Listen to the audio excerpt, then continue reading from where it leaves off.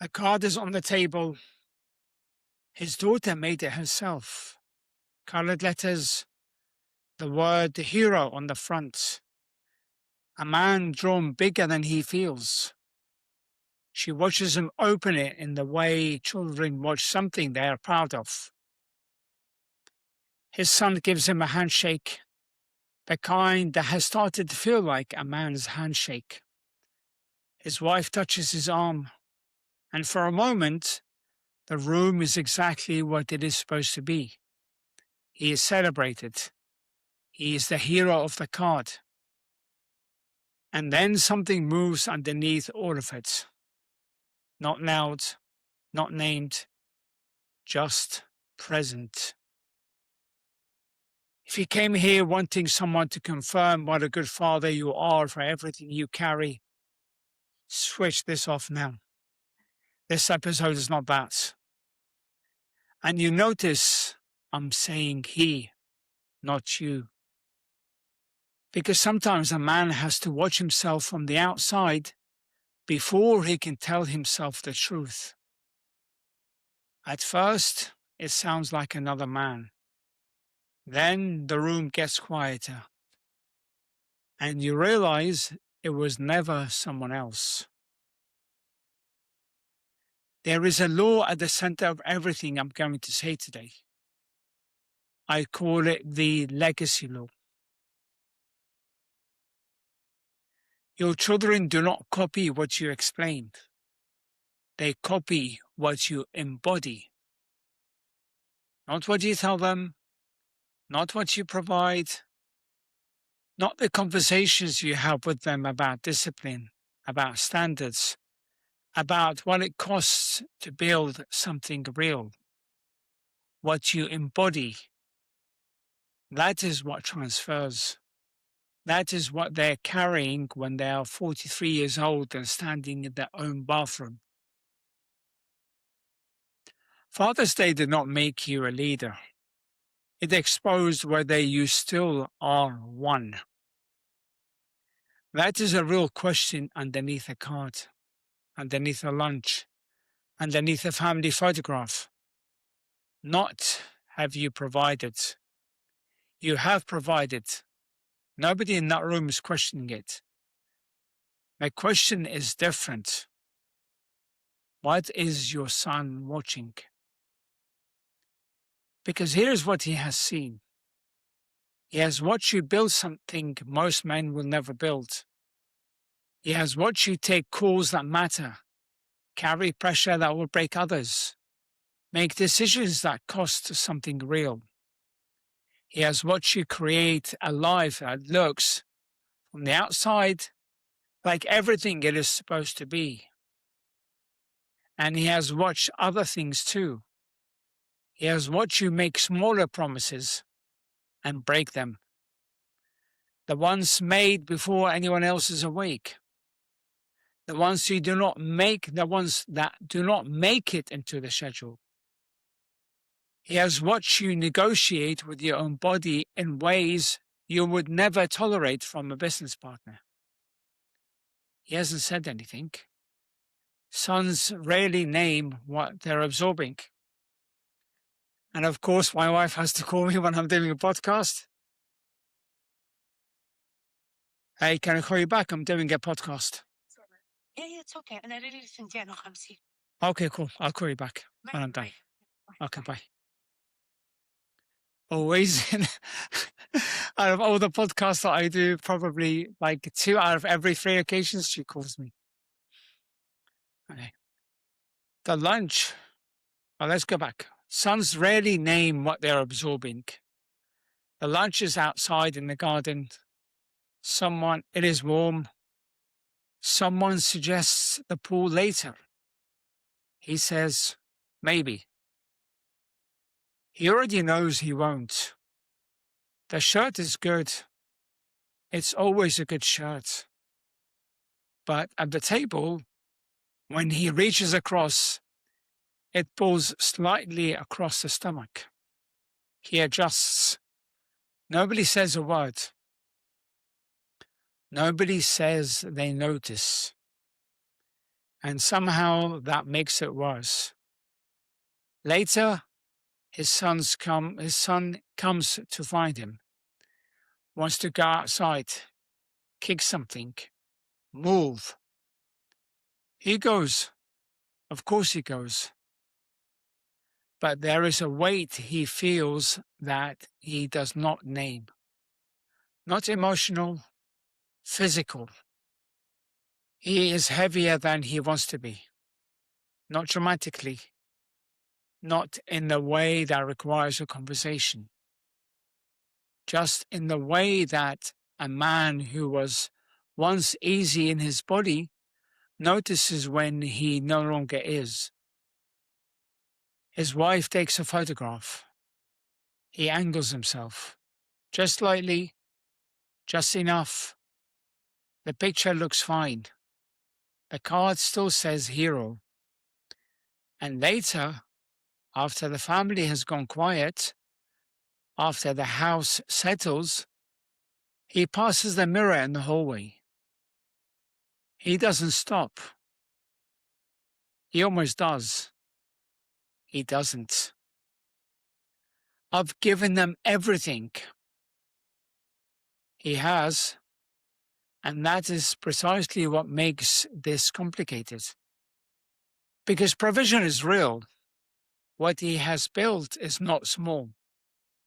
The life in that house did not arrive without cost, without sacrifice, without showing up when it took something out of him. But provision is not the same as embodiment. And when did providing become the story he used to stop leading himself? That is not a cheap question. That is the question. Because somewhere, and it always happens slowly, which is precisely what makes it dangerous, the standard started bending. Not breaking, not one decision, just a quiet, incremental negotiation that no one announced. A Monday that became a Tuesday. A season that became two.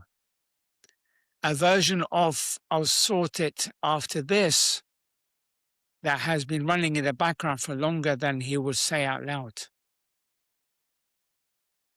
I'm just tired. Tired is real. He's not making that up. But at one point, does tired stop being a season and start becoming the example? Because his son is watching that too. He is watching whether tired gets managed or whether tired becomes the identity. He's watching whether later ever arrives, and he is filing it, not with judgment, not consciously, just filing it the way sons, filing it rather, filing it, just filing it in the way sons file everything, quietly, completely, and without knowing they are doing it. So what? Your kids won't love you unless you have abs? That's not the point. Love is not the issue. Inheritance is. They may inherit the money, the assets, the connections even, the name, and they will also inherit your relationship with discomfort. Your relationship with the promises you make to yourself when no one is holding you to them. Your relationship with the standards you apply or don't apply in private. They will not choose this. They will not sit down and decide to absorb it. It will simply be the water they grew up in. He will not remember your excuses as context. He will absorb them as permission. I'm still a good father. Yes. This episode is not saying otherwise. But a good father and intact man are not the same title. A man can be a good father and still be modeling surrender. He can build the house, fund the school, book the holidays, be present at the table, and still, beneath all of it, be demonstrating something his son is quietly learning. That standards apply to everything except yourself. That discipline is something you require of others. That the body, the energy, the follow through, those aren't negotiable. Nobody taught him that lesson. It was lived every day in quiet. If your business standards were moving the way your physical standards have been moving, would you still call that leadership? Because you apply this logic everywhere else. A company that performs commercially but has no internal discipline is not well run. You know this. You would not accept it from a key hire, a partner, a division head. You would name it. The same law applies to a man. Success does not hide softness. It frames it. So what? Because you're a father, you're supposed to look perfect? No. Perfect is not the standard. Congruent is. This was never about aesthetics. It was never about a number, a photograph, or looking the way you did 15 years ago. It is about whether the man who requires standards of his business, his team, his children, also require them of himself. Because your son is not watching your body. He is watching your relationship with yourself. He is watching whether the man who talks about standards still lives inside one. Your son is not studying your calendar. He is studying your standards. I'll sort it after this season. So what? You're not allowed to be tired? No, tired is real. That was never the argument. The argument is this. Later is also a lesson your children are watching. They are watching whether after the season ever becomes a season of its own. They are watching whether the man who told them to follow through also follows through. Not on the business, on himself. What exactly is your son learning when he watches you delay the promises you made to yourself? He is not learning you are weak. He is learning which promises are optional. He is learning which ones you keep and which ones you quietly renegotiate when no one is holding you to them. And he is already deciding which category to put his own promises in. The money protects them.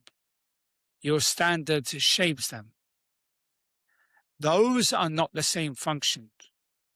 And every single day, not just today, not just Father's Day, you are demonstrating which one you believe matters. You build a life. Now what man lives in it? Not the title, not the success story, not the card. A man in the garden feeling heavier than he used to. The man who adjusted before the photograph. The man who passed the mirror and didn't stop. That is the man they are absorbing. That is the man the legacy law is talking about. And here is the truth that lives underneath all of it. Your children do not need a perfect father. They need an intact one. A man whose private standard still matches what he says he believes. A man whose body, energy, discipline, and follow through are part of the same message. Not for vanity, not for what anyone else can see, because of what he is building in the people who are watching him most closely. You are not leaving lessons. You are leaving evidence. And the evidence is accumulating every day, in every choice, in every promise kept or quietly renegotiated when no one is watching. Father's Day is not asking whether they love you. They love you. Father's Day is asking what version of you they are learning from. That is the measurement that matters in the long run. That is the inheritance that cannot be structured away. If this landed, send it to another leader who still thinks a life he pays for is the same as the standard he lives by. And if this one made you uncomfortable, good. Make sure to subscribe to the show, follow me on my socials. The inheritance is already being written, and it is not being written by your words. This is Iron Suits, where strength wears a crown. I am Marwan Kilu. I'll see you on the next episode.